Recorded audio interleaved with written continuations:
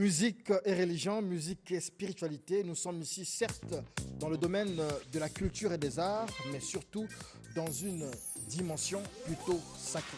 De l'ère coloniale au soleil des indépendances, en passant par la période du monopartisme jusqu'à la conférence nationale souveraine, la musique religieuse est un des témoins de notre histoire. Elle a évolué et survécu au rythme des mutations et continue de survivre en cette époque post-moderniste.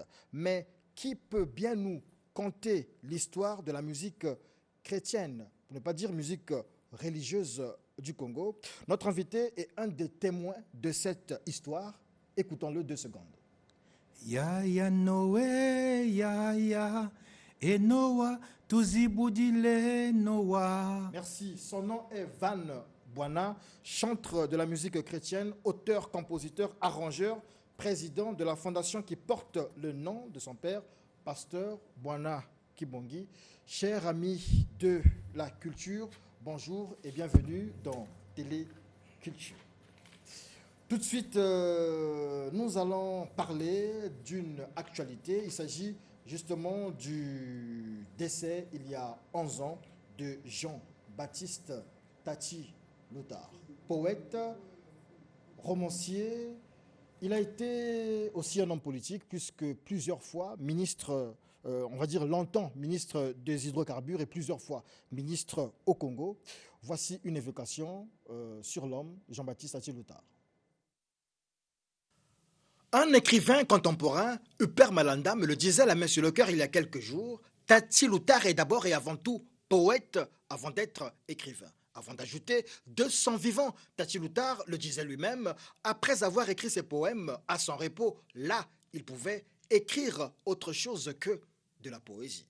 C'est comme dire que Jean-Baptiste Tati Loutard n'était pas un homme, mais un poète. Un poète n'est homme, un génie. N'est-ce pas, Théophile Obenga? Ce qui nous liait, c'est que la vision de la poésie, ce qui est rarement souligné, ce que Glissant appelle l'intention poétique, parce que on était tous d'accord, Tati et moi, que les grands peuples ou l'histoire d'un peuple toujours naît dans la poésie. Ce n'est pas la poésie des vers scolaires, ce qu'on écrit, ce n'est pas ça réellement. C'est une espèce de tableau cosmogonique qui convoque tout un peuple à une existence. C'est ça qu'on appelle la Genèse, le premier livre de la Bible, la Genèse, mais ce n'est que de la poésie. On comprend donc pourquoi la toute première œuvre de Jean-Baptiste Tati Loutard, qui paraît en 1968, est un recueil intitulé « Poème de la mer ». La mer, tout un symbole pour cet écrivain et homme politique congolais, né en 1938 à Pointe-Noire, ville océane, et décédé en France le 4 juillet 2009. La mer est évidemment cette éternelle source où il puise son inspiration pour écrire ses poèmes, ou plutôt pour s'écrire lui poète ou lui fils de la mer. Jean Blaise Samba Bilombo posait en son temps la question à l'auteur. Alors votre rapport à la mer, parce que fondamentalement c'est de là que tout part, quel est-il? Bien écoutez, moi je suis né près de la mer. Je peux dire que les premiers bruits que j'ai entendus enfant, c'était les vagues de la mer. C'était les premiers bruits. Vous voyez? Et finalement, quand j'ai commencé à écrire, c'est ce bruit de la mer qui est revenu, je peux dire, dans mes oreilles. Et c'est comme ça que j'ai écrit les poèmes de la mer. Parce que hors de la mer, je ne voyais pas ce qui pouvait m'arrêter au village. L'œuvre de Jean-Baptiste Tati Loutard est certes majoritairement poétique, mais bon nombre de Congolais le connaissent plutôt comme l'auteur de Chroniques congolaises, un recueil de nouvelles paru en 1974 et resté longtemps au programme au lycée. L'homme d'antan commémore ce 4 juillet 2020 les 11 ans de disparition, fut ministre de l'Enseignement, ministre du Tourisme et ministre de la Culture, une des grandes voix de la littérature francophone. Il a été membre de l'Académie mondiale de poésie et détenteur de plusieurs distinctions en Afrique et en Europe. Cela va sans dire, le mois de juillet, on va dire que c'est le mois des poètes, des écrivains congolais. On va dire que c'est le mois de la littérature congolaise parce que décédés en juillet, non seulement Jean-Baptiste Atulitar, mais aussi Sylvain Bemba et Jean-Pierre Ma Koutambuku. Nous aurons l'occasion certainement de faire d'autres évocations. Et puis, prélude à la seconde édition des ateliers e-journalisme qui se tiendront en septembre 2020. La plateforme Boost lancera le 6 juillet prochain le recensement de la cartographie des médias en ligne en République du Congo dans le but de doter cette plateforme, j'arrive à le dire, le ministère de la Communication et des Médias et le Conseil supérieur de la liberté de communication d'un fichier complet du panorama de cette nouvelle figure de la presse qui émerge. Et ici, je vous propose l'interview d'Elwin Gomo, responsable de cette plateforme à ce sujet. L'objectif de notre communication, c'est annoncer le lancement du recensement des médias en ligne au Congo. Prélude justement à la deuxième édition des ateliers de e-journalisme qui va être organisé par la plateforme Boost au mois de septembre. Ce que nous visons derrière ce recensement, c'est d'abord doter la plateforme d'un fichier qui va nous permettre d'être en contact avec les différents organes de presse pour savoir exactement sur quoi nous allons les accompagner en tenant compte des faiblesses et des forces de chaque média. Mais ça va aussi nous servir dans nos actions de plaidoyer, notamment au niveau du Conseil supérieur de la liberté de communication, dans le cadre de la reconnaissance des médias, mais aussi au niveau du ministère de la Communication et des médias pour cadrer ce secteur des médias en ligne au Congo.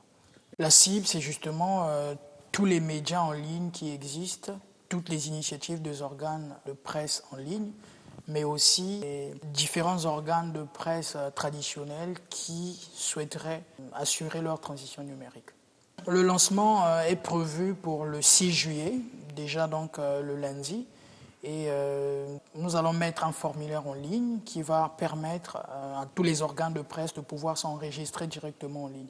Il y a un certain nombre d'informations, telles que par exemple le nom du média, la ligne éditoriale, des informations en termes de besoins d'accompagnement et de formation, qui va permettre à ce qu'on puisse avoir une idée exacte sur comment on peut accompagner les différents médias à se professionnaliser. Mon message, c'est lancer une fois de plus une invite à tous les organes de presse en ligne de pouvoir s'enregistrer massivement.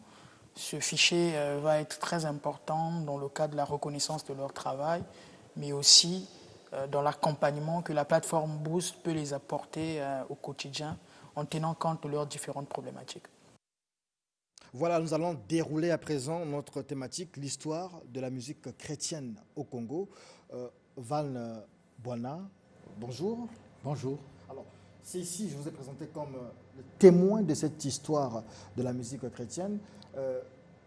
D'entrée de jeu, qu'est-ce qu'on peut dire de cette musique-là? Mais avant que vous n'y allez, je vais rectifier pour dire d'abord, est-ce que vous pouvez vous présenter? C'est vrai que j'ai fait une présentation ici, mais quel est l'élément que vous pouvez mettre à la disposition des Congolais pour qu'ils sachent vous situer en fait? Oui, en fait, Van Bwana, donc, c'est en quelque sorte une dynamique, un ensemble de concepts. Van Bwana est auteur, compositeur, chanteur, arrangeur, producteur, donc animateur donc, de la Fondation Pasteur Bwana Kibongi et animateur aussi de Van Agriculture. Vos débuts dans la musique, comment ça se passe? La musique chrétienne, puisque c'est de ça qu'il s'agit. Bon, donc, je fais mon entrée dans la musique chrétienne à travers justement des sons qui nous a bercés, des musiques des anciens, des chorales qui nous ont bercés. Donc, je suis rentré en musique en 1983 au niveau du CBE. Donc, j'étais donc membre de la TE vocale de Brazzaville. TE vocale, ça veut dire quoi, TE? La troupe d'évangélisation. Troupe d'évangélisation. Donc, était animée par le frère Didier Kikabou, qui est actuellement en France. D'accord. Alors moi je souligne ici 83, vous faites votre entrée dans la musique. Ici nous sommes dans une particularité, la musique chrétienne. Est-ce que c'est à ce moment-là que la musique chrétienne commence ou la musique chrétienne elle existe bien avant? Pas du tout, parce que la musique chrétienne, elle existe concomitamment avec l'évangélisation.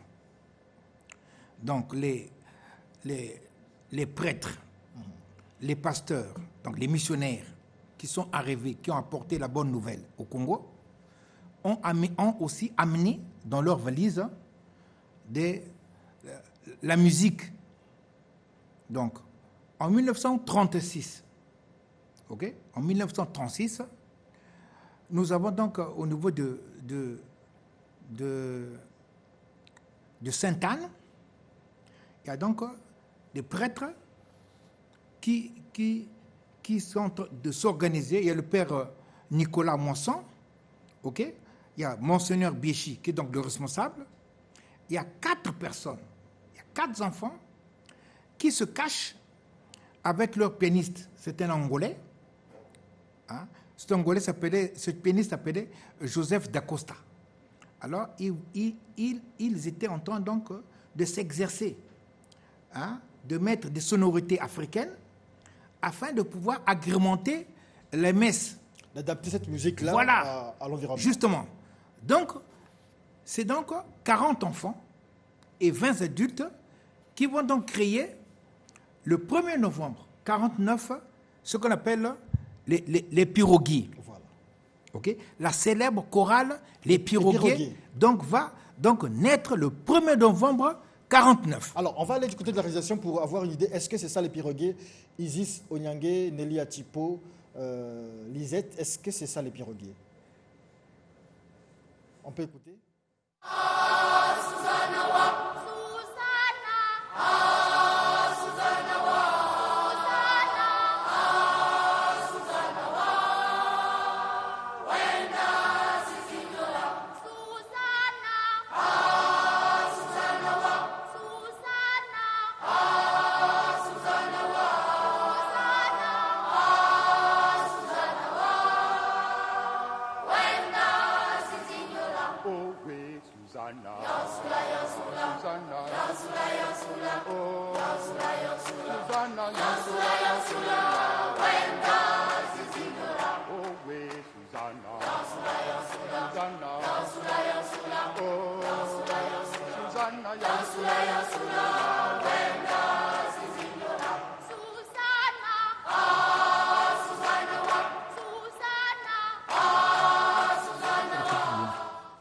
Voilà, nous sommes en train de discuter là. On se disait qui fait le lead. Est-ce que c'est Botseke? Est-ce que le titre c'est Susanna? Et ça vous rappelle quelque chose, ce titre? Justement, Susanna a bercé notre enfance. Il y a eu Susanna, et puis il y a eu Nouananzesi, et puis il y a Dominique Yansoula. Dominique Yansoula, Yansoula, Yansoula, Dominique Yansoula, Yansoula, Yansoula, Yansoula, Yansoula, Yansoula, Yansoula. Nous sommes donc nous sommes dans des nous sommes donc là nous sommes dans les années 50. 50, ok. Voilà. Mais la création des piroguiers, nous sommes en 59. En 36, ça c'est les prémices. Les prémices, d'accord. Voilà. Donc les choses évoluent. Voilà, des choses évoluent, mais le choral est créé donc le 1er novembre 49. 49, voilà. 49. Bon, donc. Et après l'époque piroguier, la musique évolue quand même. Bon, la musique va donc évoluer, par exemple au niveau de Bakongo, puisque l'Église catholique est présente donc dans plusieurs paroisses. Donc à Bakongo, nous avons donc un homme qui va se distinguer, c'est Bruno Bakongo. C'est le fondateur de la chorale Tanganitanga. Alors, qu'est-ce qui se passe? Donc, une école, c'est une icône de la musique religieuse. La chorale Donc, Tanganyika qui Tanganyika, existe bien sûr, jusqu'aujourd'hui, je pense. qui existe aujourd'hui. Donc, de 1959 jusqu'en 1982. Alors, Bruno Bakongo va introduire des instruments modernes. Donc, il y a le saxo, il y a la guitare et il y a la flûte. Bon, bref, il va donc mettre une touche jazz, soul, dans la musique chrétienne et teintée de la musique des sonorités africaines. Donc, Bruno Bakongo, c'est un véritable génie. Lui, il est à Saint-Pierre-Claver. Il est à Saint-Pierre-Claver. Au même moment, je pense que Saint-François a une chorale aussi. Je viens parce que vous allez trop vite en besogne. Donc, au niveau de Saint-François, nous avons donc un monument justement de la musique chrétienne. C'est donc l'abbé Fulbert Youlou. Ah d'accord, c'est lui. L'abbé Fulbert Youlou, donc, qui est affecté le 19 juin 1946. Donc, il est affecté à Saint-François. Et donc, le jeune Youlou, c'est un homme multidimensionnel. Okay? Donc, qui organise des activités sportives, des activités littéraires, des activités culturelles, dans la musique. Donc, il était dans toutes les dimensions. Et Youlou Fulbert était un bon pianiste. Il va donc créer la chorale de Ngangoni. Et ceci en 1956. En Ngangoni, donc Fulbert Youlou crée la chorale de Ngangoni. Et l'abbé Fulbert Youlou, tenez bien, qu'il était un auteur-compositeur. Oui, auteur-compositeur, et il composait en latin. En ce moment-là, toutes ces compositions, c'est pour l'Église, c'est pour les cultes. Justement, nous allons donc poursuivre, parce qu'en fait, là, vous m'avez mis une puce à l'oreille, une responsabilité historique. Oui. Parce que la musique chrétienne, l'historique, mais elle n'est pas réalisée. Donc aujourd'hui, comme je disais, Youlou était un compositeur. Et son fils m'a promis de retrouver toutes les compositions de l'abbé Fulbert Youlou. Bon, fermons la parenthèse. Alors, donc, nous sommes donc au niveau donc de 1937. Nous allons, parce qu'il y a plusieurs confessions. Donc, vous allez voir, nous allons, des fois... On va étape par étape, les grandes époques. Bien sûr, les grandes époques. Nous sommes en 37. Nous sommes donc dans le giron salutiste. Okay? Dans le giron salutiste, il y a donc un adjudant Béré, un Suisse, qui va fonder le poste de Poto-Poto. Alors, ce Béré-là, donc, il y aura donc l'évangélisation qui va s'opérer. Elle se fait par la musique. Et donc, parmi donc, les pionniers, parmi les pionniers de la musique congolaise, version salutiste, nous allons donc nommer Nsesa Malonda. Nsesa Malonda, c'est un virtuose de la musique. Et actuellement, il vit. C'est le DAF de l'hôtel Ledger. Un peu trop de publicité. Bon, on va aller. Donc, un peu pub, ouais. Donc et ensuite, nous allons aussi avoir des jeunes qui vont être formés. Malonga Samuel, par exemple, que nous connaissons sous le nom de Sami Trompette. Sami Trompette, sociétaire de Bantou, donc a été formé chez les salutistes. Et ensuite, dans la génération encore récente, nous avons des virtuoses de la guitare tels que Freddy Mabanza. Freddy Mabanza, un jazzman. Et puis Gérard Mafuta, Maïs. Eux, ils sortent de cette école salutiste. Bien sûr, ils sortent de la grande école salutiste. Donc voilà. Donc, si je comprends bien, à l'époque, lorsqu'on dit musique chrétienne ou musique religieuse, on a ceux qui sortent de l'église catholique, on a ceux qui sortent de l'église salutiste, et puis il y a aussi l'église évangélique, puisque vous n'avez pas parlé des palatas aussi, les palatas, les perles. Nous allons arriver. Oui.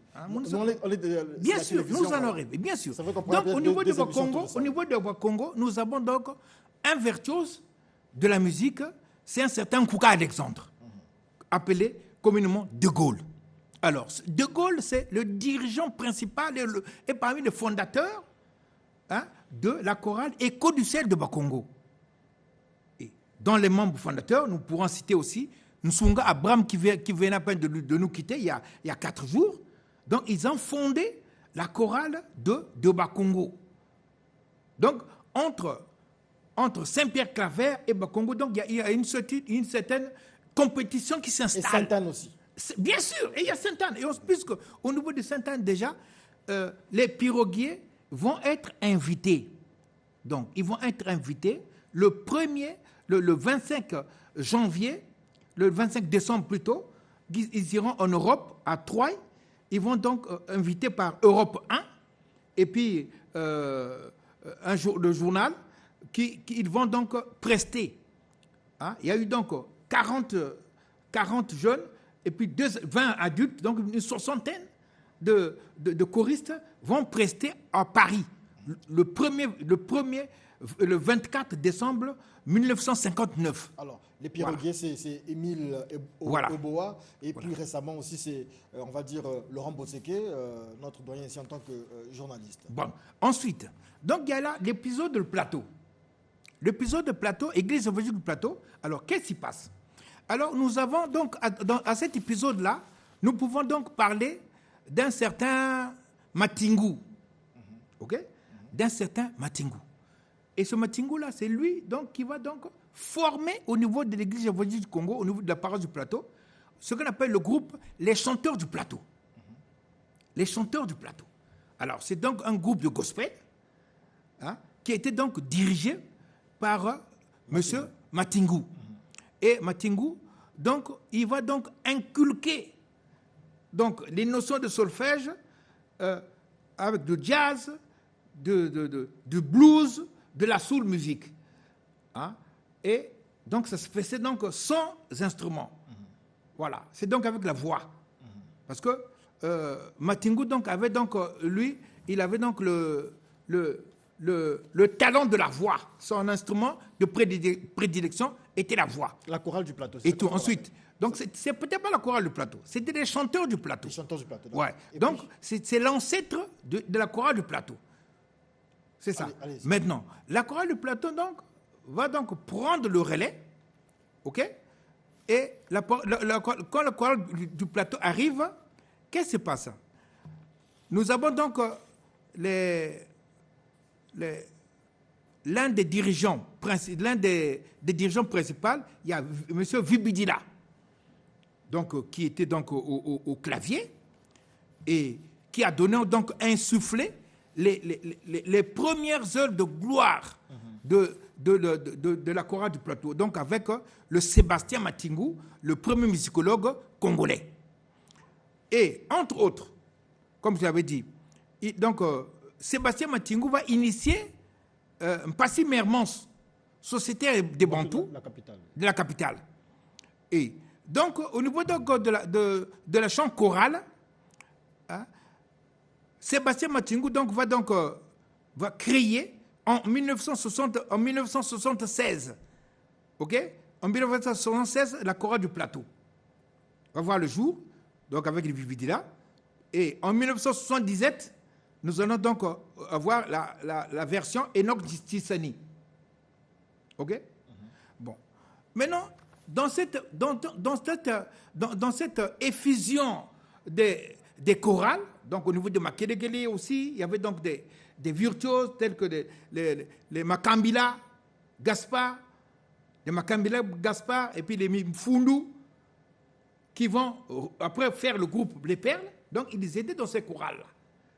OK? Le groupe bien Les sûr. Perles, c'est en quelle année? Mais bien sûr, le groupe de Perles, en fait, c'est dans les années 70 maintenant. Nous sommes maintenant dans les années 70. Lorsque Matingou crée les chanteurs du plateau, Bien sûr. Les chanteurs du plateau, Oui. est-ce que les perles existent déjà? Non. Mais les chanteurs du plateau, c'est en 1959. Ah, d'accord. OK? Nous sommes en 1959. Et donc, il crée les chanteurs du plateau. Et puis après, en 1976, c'est la chorale du plateau. Et après, en 1977, donc dans les années 70, donc Marcel Mbungu donc, qui est l'initiateur avec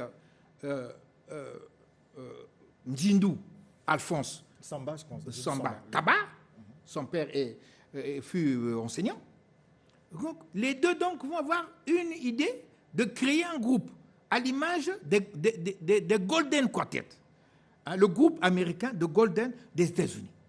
Alors, ils ont donc fait appel à Makambila, ils ont fait appel à Mifundu, et donc les quatre, dans les années 70, ils vont de temps en temps chanter ensemble dans des cultes, dans des retraites spirituelles. Et ensuite, il y aura maintenant Branco. Branco, c'était donc, il travaillait à l'époque au niveau de la présidence. Donc c'était un commandant, hein, donc un protestant qui priait donc dans le palais du plateau. Donc lui, il va donc essayer de booster, de manager ce groupe. Les perles. Des perles. Et donc, dans les années, donc, les palatins, donc, les années donc, 75, ok, vont prendre l'envol. Donc, ça dit que voilà. Quand c'est créé dans les années 70 au début, oui. Ce sont les perles, et ensuite ça prend pour nom les palatas. Oui. Donc, après, ils vont connaître donc, une mutation. Donc, nous pouvons citer donc Marcel Mbungu, qui faisait donc le ténor. Il y a aussi Ndjindou aussi, Alphonse, qui faisait le deuxième ténor. Et puis Mifundu Gaspard, qui faisait la voix basse. Et puis Bernard Makambila, qui était le baryton. Alors, donc pendant 4 décennies... Malheureusement, on va s'arrêter là, mais heureusement qu'on pourra reprendre samedi prochain, si vous êtes disponible, le temps pour nous de suivre, de donner à nos téléspectateurs une idée de ce qu'étaient les perles ou les palatas. D'accord.